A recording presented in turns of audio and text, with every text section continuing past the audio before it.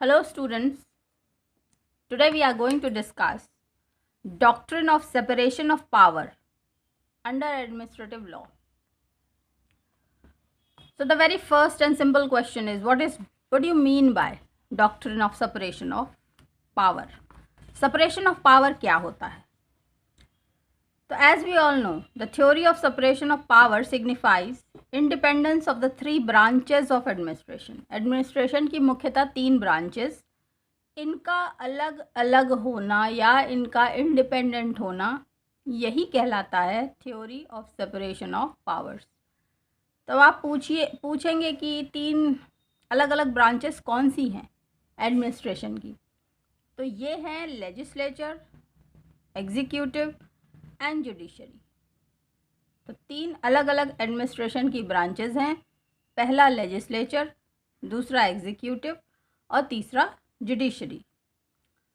Montesquieu hold the view that it was a essence of good governance and good government of the country that powers of government are classified into said three watertight compartments. तो Montesquieu का मानना था कि ये तीन watertight compartments है, यानी कोई किसी में इंटरफेयर नहीं करेगा. लेजिस्लेचर एग्जीक्यूटिव में इंटरफेयर नहीं करे, एग्जीक्यूटिव जुडिशरी में इंटरफियर ना करे, and vice versa. And the second important point which he said was, दूसरा उसका जो महत्वपूर्ण पॉइंट उसने बोला कि these branches function separately and none should encroach upon another. और ऐसा क्यों होना चाहिए सेपरेशन ऑफ पावर्स? क्योंकि ये तीन अलग अलग ब्रांचेस हैं और कोई किसी को एनक्रोच नहीं करना चाहिए, कोई किसी में व्यवधान नहीं डालना चाहिए, कोई किसी में अधिकार का हनन नहीं करना चाहिए. सो ही ऑब्जर्व सम पॉइंट्स. उन्होंने कुछ बातें रखी सबके सामने, जिसमें से मेनली 5 बड़े पॉइंट्स हैं जो कि आपको समझने चाहिए. He observed when the executive and the legislative powers are united in the same person और in the same body of magistrates there can be no liberty. यदि एग्जीक्यूटिव और लेजिस्लेटिव ये दोनों ही तरह के जो पावर्स हैं, ताकतें हैं, किसी एक व्यक्ति में निहित हो जाए, तब लिबर्टी नहीं रह जाएगी, आज़ादी नहीं रह जाएगी. दूसरी बात उसने कही कि if the judicial power is not separated from executive and legislative there is no liberty. यानी कि आज़ादी तब भी नहीं रह जाएगी जब जुडिशियल पावर अलग नहीं किया जाता है एग्जीक्यूटिव और लेजिस्लेटिव से. तीसरी बात उसने कही कि where the judicial power is joined with the legislative. मान लीजिए जुडिशियल पावर को जोड़ दिया जाए लेजिस्लेटिव के साथ, the life and liberty to the subject would be expose to arbitrary control. तो जो सिटीज़न है, जो सब्जेक्ट है, उसकी लाइफ और उसकी लिबर्टी यानी उसका स्वतंत्रता, आज़ादी, वो आर्बिट्ररी कंट्रोल हो जाएगी. आर्बिट्ररी मतलब कोई भी उसको कंट्रोल कर लेगा. फिर चौथी उसने इम्पॉर्टेंट बात रखी कि when the judicial power is joined with executive. मान लीजिए जुडिशियल पावर जोड़ दिया जाता है एग्जीक्यूटिव के साथ, तब क्या होगा? द जजेस might behave with violence and operation. तो फिर जो जजेस हैं वो हो सकता है वायलेंट हो जाएं, हो सकता है वो सिटीजन्स को ना मतलब बिना किसी उसके दबाने लगें, उनको ऑप्रेस करने लगें, अपना दबदबा क्रिएट करें. फिर आखिरी बात जो मॉन्टेस्क्यू ने बोली वो ये थी कि there would be an end of everything where the same man and the same body to exercise these 3 powers. बोले सब कुछ तहस नहस और ख़त्म हो जाएगा यदि एक ही व्यक्ति में तीनों तरह के पावर्स निहित कर दिए जाएं. यानी एक ही व्यक्ति अगर जज हो जाए, एग्जीक्यूटिव हो जाए और लेजिस्लेटिव भी हो जाए, यानी all the 3 types of powers are invested in the same person, then everything would come to an end. Everything will be damaged, destroyed and ended. तो ये 5 उसने मेन बातें बोली. इन्हीं 5 बातों के बिहाफ पे doctrine of separation of powers को डेवलप किया. तो doctrine of separation of powers means the executive never exercise the judicial और legislative, the legislature should never exercise the judicial or executive, the judicial should never exercise the executive or legislative। तो एक तरह का जो power है जिसमें भी वो वेस्ट हुआ है वो व्यक्ति दूसरे दो तरह के पावर्स को यूज़ नहीं करेगा, ऐसा सेपरेशन ऑफ पावर्स का डॉक्ट्रिन कहता है। वेड और फिलिप्स ने इस डॉक्ट्रिन के बारे में कहा the same person should not compose more than one branch of the three branches. तो वही सेम बात है कि किसी एक व्यक्ति में एक से ज़्यादा पावर्स की ब्रांच को वेस्ट नहीं होना चाहिए। One branch should not control and interfere with the acts of the other two branches. एक ब्रांच जो बाकी की दो ब्रांचेस हैं उनसे इंटरफियर नहीं करनी चाहिए। And one branch should not discharge the functions of the other two branches, और एक ब्रांच को बाकी की दो ब्रांचेस के किसी भी तरह के फंक्शंस को डिस्चार्ज नहीं करना चाहिए। तो ये बात वेड और फिलिप्स ने रखी, जो कि मॉन्टेस्क्यू का जो doctrine of power, separation of power था, उसी को एक जनरलाइज्ड उसका फॉर्मेट था। अब आइए हम भारत की बात करते हैं कि भैया सारी बात तो ठीक है, लेकिन doctrine of separation of powers कि इंडिया में क्या स्थिति बनती है। हम तो एडमिनिस्ट्रेटिव लॉ ये इंडिया के बारे में पढ़ रहे हैं, तो इसको समझिए ज़रा, ये बड़ा इंटरेस्टिंग है। द कॉन्स्टिट्यूशन ऑफ इंडिया है separated the powers and vested them in different authorities. तो हमारा जो संविधान है भारत का, उसने तीनों तरह के पावर्स को अलग अलग किया हुआ है। इस डॉक्ट्रिन को फॉलो करना उसने उचित समझा और अलग अलग अथॉरिटीज़ में ये पावर्स वेस्टेड है। The executive power of union and states vest in president and the governors। तो जो एग्जीक्यूटिव पावर्स है यूनियन और स्टेट की, यूनियन के केस में प्रेसिडेंट के पास होती है और स्टेट्स के केस में गवर्नर के पास। फिर the president is the executive head of the union, या यूँ कह लीजिए कि प्रेसिडेंट जो है पूरे यूनियन ऑफ इंडिया का एग्जीक्यूटिव हेड है। Article 50 provides that states shall take steps to separate the judiciary from the executive। अब आर्टिकल 50 ये कहता है कि स्टेट की ये जिम्मेदारी है कि वो जुडिशरी को एग्जीक्यूटिव से अलग रखे और ऐसा वो प्रावधान करे। The president also performs legislative functions, he also performs the judicial function. अब प्रेसिडेंट की बात आप देख लीजिए तो वो लेजिस्लेटिव फंक्शन भी परफॉर्म करता है और वो जुडिशियल फंक्शन भी परफॉर्म करता है, जबकि हम पहले यही कह चुके हैं कि प्रेसिडेंट जो है executive head of the union है। अब ये बात सेपरेशन ऑफ पावर्स के साथ पूर्णतया नहीं जाती है। In the case of high courts also perform administrative. अब हाई कोर्ट को ही अगर आप देख लें तो वह एडमिनिस्ट्रेटिव फंक्शन भी परफॉर्म करता है rather than judicial। The high court is empowered to make rules। High court तो हमारा रूल्स भी बना लेता है, तो इसका मतलब वो एडमिनिस्ट्रेटिव फंक्शन भी कर रहा है। The court can decide whether any act is constitutionally valid or not। हमारे जो कोर्ट है वो डिसाइड कर सकते हैं कि कोई भी एक्ट कॉन्स्टिट्यूशनली वैलिड है या नहीं है। तो अब यहाँ पे भी विरोधाभास हो गया। In case of Ram Jawaya Kapur versus state of Punjab, Justice Mukherjee observed the following। He said, the Indian Constitution has not indeed recognized the doctrine of separation of powers in its absolute rigidity।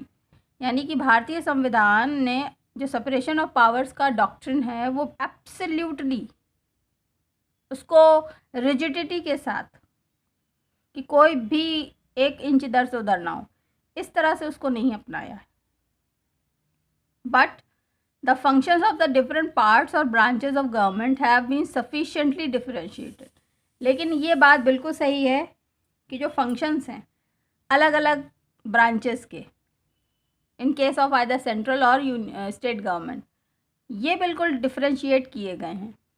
Consequently, it can very well be said that our constitution did not contemplate assumption, but one organ or part of the state of functions that essentially belong to another। तो आप ऐसा कह सकते हैं कि हमारा जो संविधान है वो इस एजम्पशन पे नहीं सोच विचार करता है कि एक ऑर्गन या एक पार्ट ऑफ स्टेट दूसरे के साथ किस तरह से इंटरफियर करता है। हम ये इस मान्यता पे चलते हैं कि कैसे सब चीज़ें एक साथ वर्क कर जाएं। Then the executive indeed can exercise the powers of departmental or subordinate legislation when such powers are delegated to it by legislature। यदि legislature power delegate करता है तो फिर executive उस power को exercise कर सकता है। It is to just facilitate that everything is done on time for welfare state, ना कि बिल्कुल वाटर टाइट कंपार्टमेंट्स में बाउंड कर दें और फिर डिले हो या फिर उससे परेशानी हो।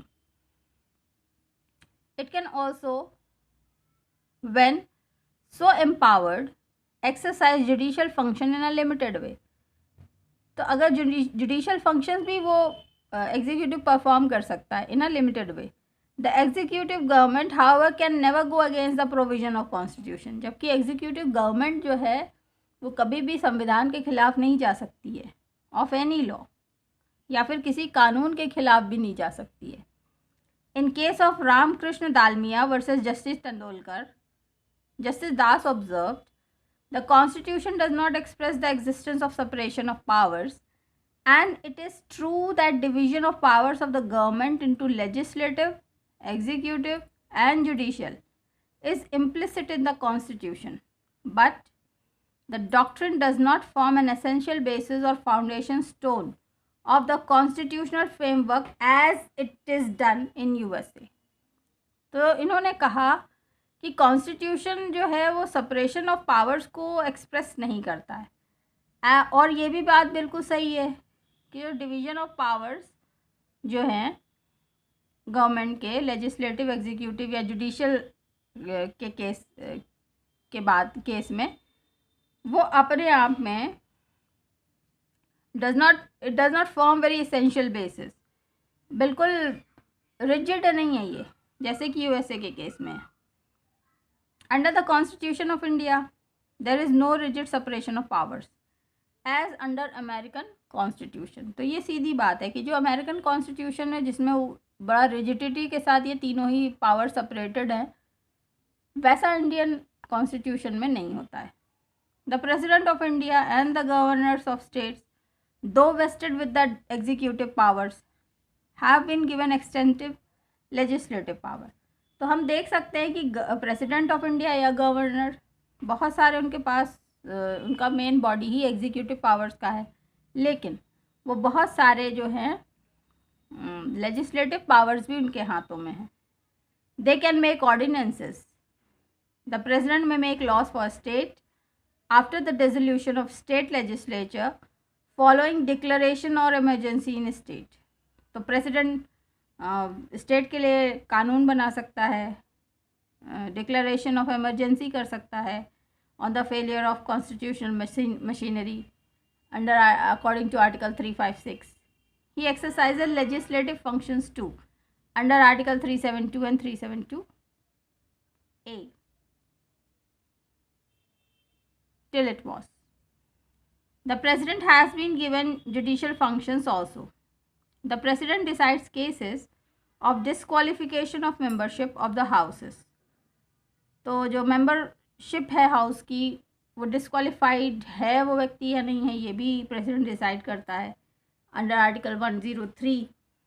Parliament has also been vested with a judicial function.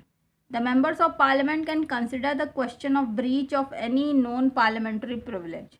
तो members of parliament जो हैं वो इस क्वेश्चन को कंसिडर कर सकते हैं कि पार्लियामेंट्री प्रिविलेज का कॉन्ट्रोडिक्शन ब्रीच हुआ है या नहीं हुआ है, which is established. The parliament also exercises a judicial function while it impeaches the president। तो पार्लियामेंट जब इम्पीच करती है प्रेसिडेंट को तो वो जुडिशियल फंक्शन अडॉप्ट करती है। High courts are vested with certain administrative function. जब हाई कोर्ट की बात करो तो उसमें एडमिनिस्ट्रेटिव फंक्शंस होते हैं साथ में। जैसे कि high court supervise the subordinate courts under article 227। Article 227 के तहत जो हाई कोर्ट्स होते हैं वो अपने सबऑर्डिनेट कोर्ट्स को सुपरवाइज कर सकते हैं। The high courts have the powers to effect transfer of cases.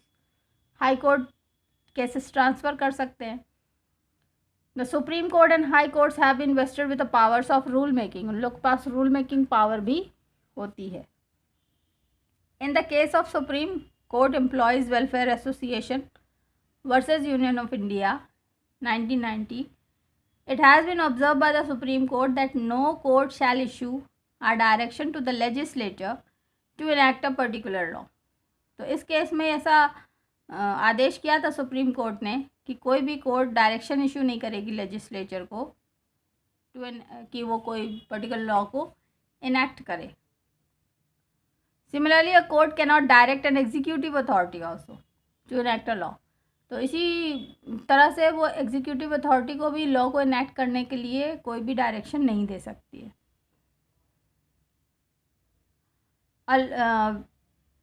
अगर आप in case of Mallika Arjun versus state of Andhra Pradesh देखेंगे तो उसमें the facts were that Andhra Pradesh administrative tribunal directed the state government to evolve proper and rational method of determination of seniority among the veterinary surgeons in the matter of promotions to next higher rank। तो उस वाले case में ये मल्लिका Arjun versus Andhra Pradesh में state government को tribunal ने direct किया था कि आप एक प्रॉपर मेथड, एक रैशनल मेथड ईजाद करिए ताकि seniority of veterinary surgeons determine हो पाए to the next higher rank। The Supreme Court quashed the aforesaid direction। ये जो आंध्र प्रदेश ट्रिब्यूनल ने दिया था डायरेक्शन स्टेट गवर्नमेंट को, इस पूरे डायरेक्शन को ही सुप्रीम कोर्ट ने क्वैश कर दिया था, ये कहते हुए कि under article 309 the administrative tribunals cannot issue a mandate to the state government to legislate. तो एडमिनिस्ट्रेटिव ट्रिब्यूनल जो होता है वो स्टेट गवर्नमेंट को इशू नहीं कर सकता है मैंडेट कि आप किसी चीज़ पे कार्रवाई करें, लॉ बनाएं, उसको एनैक्ट करें। सो thus the Indian constitution is based on separation of powers, yet there is no rigidity in it as under the American or Australian constitution। तो अंत में आपको ये बात याद रखनी है इसी रेफरेंस में कि जो इन भारतीय संविधान है, इंडियन कॉन्स्टिट्यूशन है, it is based on separation of powers.